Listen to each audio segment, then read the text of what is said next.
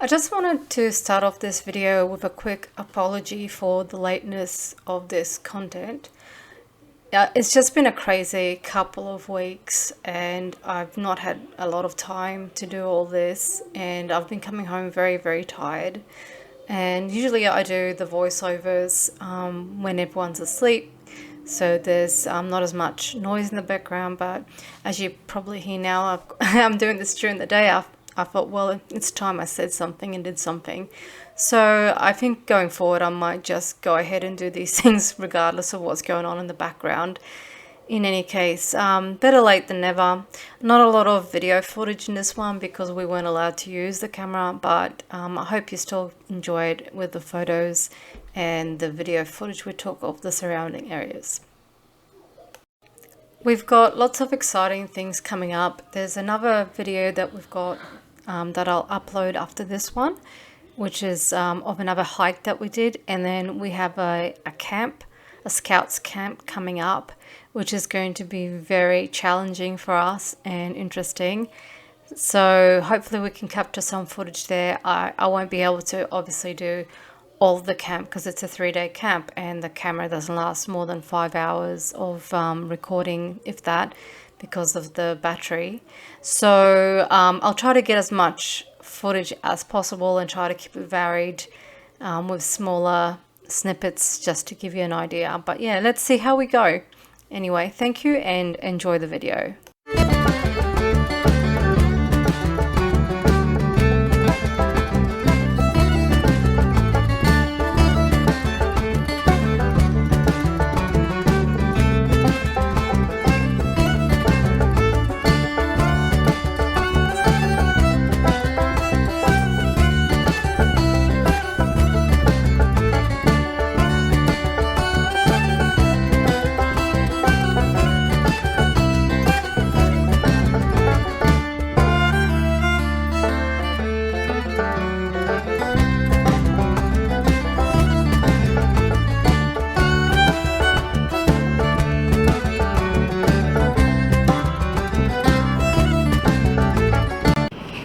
Okay, so today we are off to be jailbirds at Boggo Road Gaol, the historic jail in Brisbane.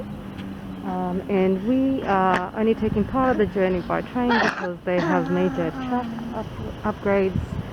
So we're at Counda Station and we're waiting for our maxi taxi, which we booked in advance. So I just thought we'd take this moment just to introduce what we're going to do today and to show you the surroundings. It's a windy but sunny day, and we're looking forward to this, aren't we, Hannah? Yeah. And hopefully, again, you know, hopefully I'm not covering the microphone. I think we're going to have to get a new camera because it's just, I keep covering the microphone whenever we're walking, and it's so disappointing. So hopefully we can save up some shekels and hopefully get a new camera from China so that we can do some better video for you. Brisbane Gaol was more affectionately known as Boggo Road and named after a track leading up to it that was boggy. However, it has also been suggested that the name was derived from the Aboriginal word Bloggo or Bolgo, meaning two leaning trees, in reference to two prominent trees at 1 Mile Swamp. The gaol was originally opened in 1883, being constructed from materials from a demolished jail at Petrie Terrace, with the current building being built in the 1900s for women. This building was later repurposed for men as female numbers fell and a decision was made to move the women to a smaller facility. Brisbane Gaol has seen its share of lashings and hangings over the years. Lashings were administered by the executioners and were not favoured, as the executioners worried that they would one day bump into their former prisoners.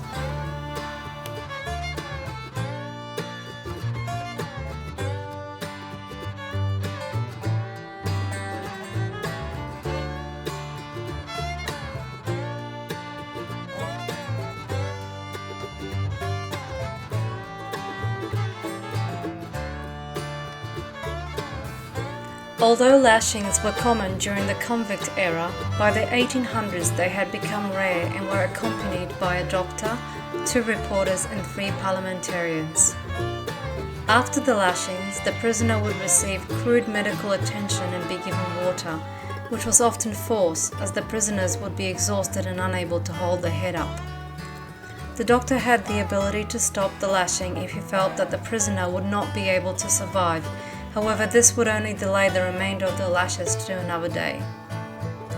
In 1922, Queensland became the first state in the British Empire to legislate the end of capital punishment and had discontinued corporal punishment in prison by 1934. Despite the apparent beauty of the buildings, the thing that will strike the visitor is the lack of sanitation and washing facilities, with prisoners being forced to use a bucket overnight for a toilet and a communal shower and toilet in the courtyard during the day. Often the contents of these buckets would be used as a weapon against fellow inmates or prison guards. Following protests that started in the 1970s and continued into the 1980s, an inquiry was launched into the living conditions at Boggo Road, and Division 2 was closed in 1989. This was followed by the closure of Division 1 in 2002, which went on to be demolished. Today, Division 2 remains as a museum and a historical testament to our past.